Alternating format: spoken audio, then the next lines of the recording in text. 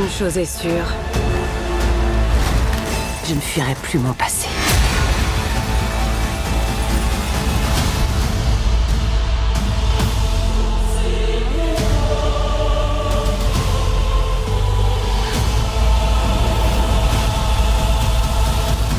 Salut à tous pour cette nouvelle vidéo critique de film numéro 4. Je vais vous parler du film qui a longtemps été repoussé à cause du Covid. Je vais bien sûr parler du film Black Widow sorti le 7 juillet au cinéma. Et qu'est-ce que ça fait du bien de retrouver les salles de cinéma avec le logo Marvel à l'écran. Le film est réalisé par Kate Shortland. C'est une réalisatrice que je ne connaissais pas. Au vu de sa filmographie, elle a fait des petits films à petit budget ou peut-être des films indépendants. Mais en tout cas là, elle s'attaque à son premier blockbuster et c'est plutôt réussi pour une première. Et puis enfin, on a un film Black Widow depuis le temps que tout le monde le demandait. Et puis même Scarlett Johansson demandait un film solo sur ce personnage. Avant de commencer la critique, je vous invite à vous abonner pour ceux qui découvrent la chaîne grâce à cette vidéo. Je vous invite aussi à laisser un petit pouce bleu, ça aiderait beaucoup à la chaîne et à la vidéo d'avoir plus de visibilité. Donc chronologiquement, le film se passe entre Civil War et Infinity War. On va en savoir un peu plus sur ce personnage car on ne sait pas grand chose à part quelques passages dans Avengers 1 et Avengers 2. On va en savoir un peu plus sur son passé quand elle est enfant et juste avant qu'elle devienne agent du Shield. Maintenant que Natasha est fugitive suite aux accords de Sokovie, son passé refait surface car Yelena, sa sœur, demande de l'aide pour détruire la Chambre Rouge qui est une institut qui forme les veuves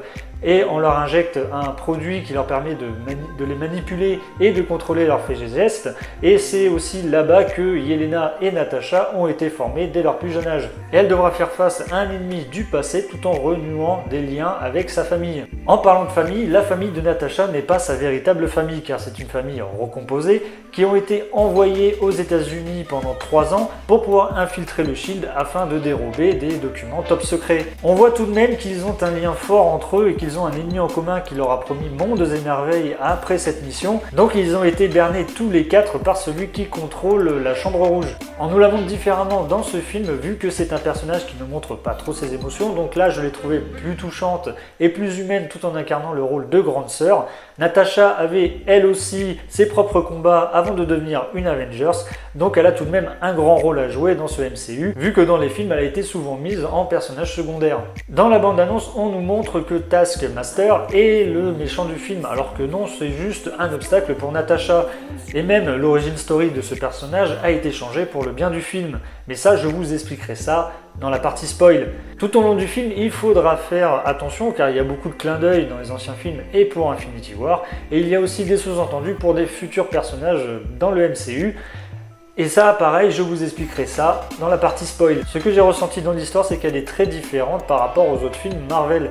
D'entrée de jeu, on nous montre que le ton du film est très sérieux, en commençant avec un générique au début du film très bien fait.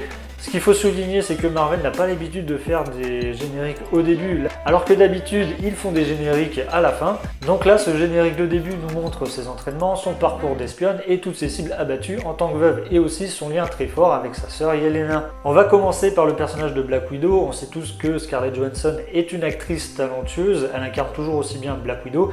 Je n'ai pas forcément de choses à dire sur le personnage, juste qu'elle clôture très bien la fin de l'histoire de Black Widow, car on le sait tous que maintenant Black Widow est morte en se sacrifiant pour la pierre de l'âme.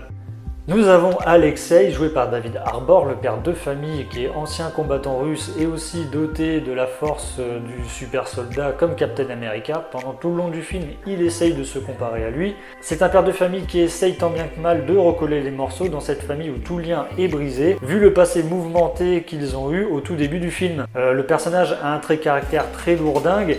Après, je me suis dit que c'est le personnage qui veut ça. Il y a la mère de Natasha, Melina Vostokov, jouée par l'actrice Rachel Weisz. Une très bonne actrice qui n'a plus rien à prouver, hein, voilà, qui joue toujours aussi bien ses rôles. C'est la tête pensante de la famille qui travaille pour la Chambre Rouge en tant que scientifique et elle aidera Melina à vaincre son objectif. Et là, je vais vous parler du personnage secondaire très mis en avant, Yelena, jouée par Florence Pugh, qui n'a pas fini de faire parler d'elle parce que c'est une actrice très talentueuse qui s'est fait connaître grâce au film de Midsommar. Elle apporte dans le film quelques sarcasmes et de légèreté dans certaines scènes qui fonctionnent plutôt bien. Elle incarne merveilleusement bien Yelena. Elle a un côté sensible, au contraire de sa sœur qui ne le montre pas tout le temps. Donc j'ai hâte de voir ce personnage dans les prochains films du MCU. Donc dans ce film, on va dans les quatre coins du monde, en commençant par les États-Unis en 1995, quand on retrouve la famille de Natasha dans l'Ohio, qui veut infiltrer le Shield pour pouvoir dérober les documents.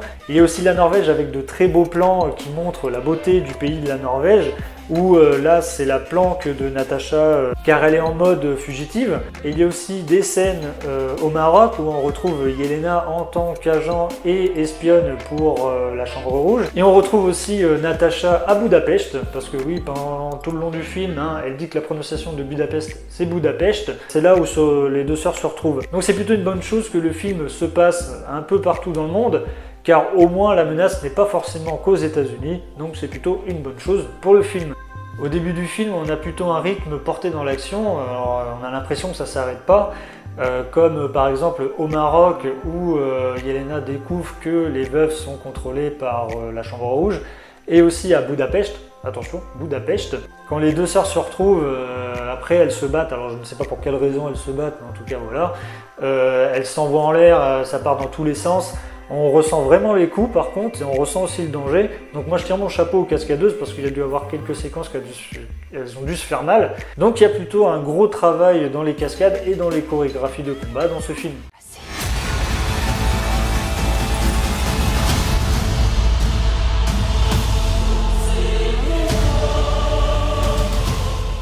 Donc nous sommes dans la partie spoil, alors ne vous inquiétez pas, j'ai mis dans la timeline de la vidéo la fin de la partie spoil, donc comme ça vous pourrez passer la partie spoil et aller à la fin de la vidéo. On va commencer par le personnage de Taskmaster, qui est très différent des comics dans ce film. À la base c'est un personnage masculin et là il est féminin, joué par Olga Kurylenko. Alors dès que j'ai vu son nom apparaître dans le film, au générique du début, alors déjà, je ne savais pas que l'actrice jouait là, mais en tout cas, j'étais en train de la chercher pendant tout le long du film, jusqu'au moment où elle enlève le casque pour montrer son identité. Et là, je me suis dit, oui, là, tu aurais cherché quand même longtemps. Parfois, ça met du temps à cogiter dans cette tête. Alors, pour une fois, on ne nous spoil pas dans la bande-annonce, c'est plutôt une bonne chose, et c'est très rare de la part de Marvel. Alors, à chaque fois qu'il y a une bande-annonce qui sort, on nous dévoile toujours le film, parce que le personnage est montré comme le méchant principal dans la bande-annonce, alors que non, là, c'est juste un obstacle pour Natasha pour pouvoir tuer le véritable méchant, qui est le général Dreykov, joué par Ray Winstone. Lors d'une mission pour pouvoir rentrer dans le Shield, Natasha devait tuer Dreykov. Le problème, lui, n'a pas été tué, tandis que sa fille Antonia faisait partie des dommages collatéraux. Donc on l'a pensée morte. Après, je pensais que Dreykov faisait tout ça pour venger la mort de sa fille, mais en fait non. Il n'a aucun remords, il la contrôle et lui injecte un produit comme toutes les autres veuves pour pouvoir tuer, sauf qu'elle est plus développée que ses semblables, car c'est vraiment l'atout principal qu'on retrouve sur ce personnage dans les comics. Il est capable de reproduire, d'analyser et de trouver les points faibles de son adversaire pour pouvoir le vaincre, mais il est tout de même sous-exploité dans ce film.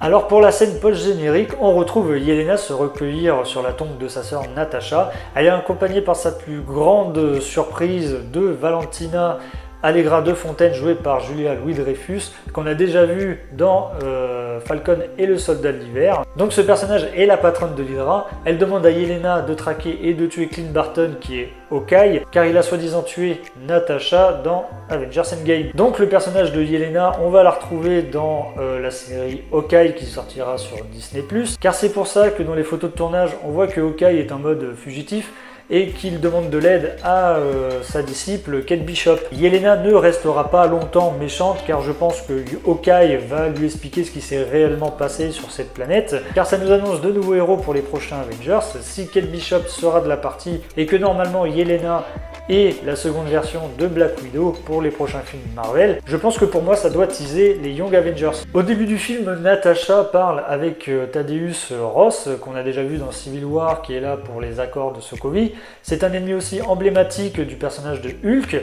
On a fait quelques sous-entendus dans le film comme quoi il prenait des traitements, car là il est un peu mal au point et il marche avec une canne, donc Les gens qui lisent des comics, je pense qu'ils ont fait tout de suite le lien. Donc on verra peut-être un autre personnage dans le MCU sous le nom de Hulk Rouge, qui va peut-être tenir tête à Hulk. En tout cas, j'espère qu'on le verra dans les prochains films Marvel. Le film clôture plutôt bien la fin du personnage de Black Widow, sa remplaçante est déjà toute trouvée. Marvel revient en force avec ce film dans un style très différent, avec de bonnes idées, de bons personnages qui interagissent bien entre eux et de très bonnes scènes de combat bien chorégraphiées. Même si c'est une famille recomposée, on la voit soudée pour vaincre leur ennemi commun. Comme vous l'avez deviné, j'ai trouvé le film plutôt bon. On a une approche plus humaine du fait qu'il n'a pas de super-héros avec des pouvoirs. Donc je lui mets la note de 8 sur 10. Comme quoi Marvel m'étonne en ce moment et même avec ses séries, et que le studio est capable de faire de bonnes choses. Donc voilà, vous avez eu mon avis sur le film Black Widow et quelques explications.